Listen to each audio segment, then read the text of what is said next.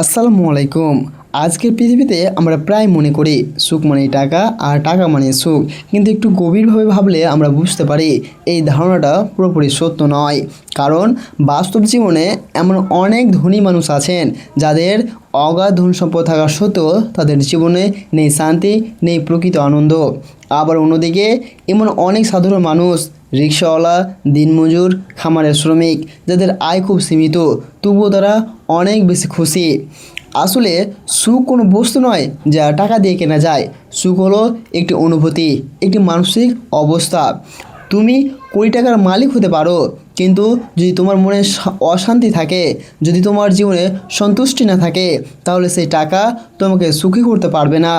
ধরো, একজন মানুষ সারাদিন কঠোর পরিশ্রম করে, হয়তো সে ভ্যান চালায় বা খামারের কাজ করে বা দিনমজুরি করে।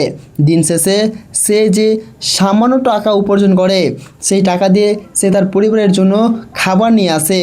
পরিবারের সাথে বসে সেই খাবার খাওয়ার যে তৃপ্তি, যে শান্তি, সেটাই হলো প্রকৃত সুখ। যেখানে কোনো বিলাসিতা নেই, কিন্তু আছে ভালোবাসা, আছে সন্তুষ্টি। অন্যদিকে অনেক ধনী মানুষ আছে যারা সব কিছু থাকা সত্ত্বেও একা। তাদের জীবনে সম্পর্ক নেই, মানসিক শান্তি নেই। তারা হয়তো দামি খাবার খায়, বিলাসবহুল বাড়িতে থাকে, কিন্তু তাদের মনে এক ধরনের শূন্যতা থেকে যায়।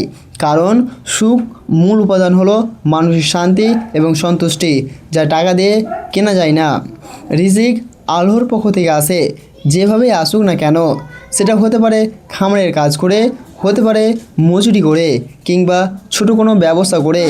গুরুত্বপূর্ণ বিষয় হলো সৎভাবে উপার্জন করা এবং সেই উপার্জনে সন্তুষ্ট থাকা। কারণ হালাল রুজির মধ্যে যে বরকত আছে, সেটাই মানুষের জীবনে প্রকৃত শান্তি এনে দেয়।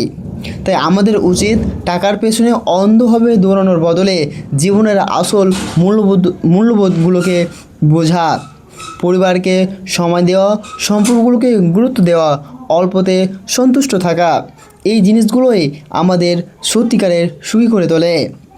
শেষ কথা হলো, সুখ কোনো বিলাসবহুল জিনিস নয়, এটি একটি সহজ অনুভূতি। তুমি যা আছে তা নিয়ে যদি কৃতজ্ঞ থাকতে পারো, যদি তোমার মন শান্ত থাকে, তাহলেই তুমি সুখী। আর এই সুখের জন্য টাকার প্রয়োজন নেই, প্রয়োজন একটি সন্তুষ্ট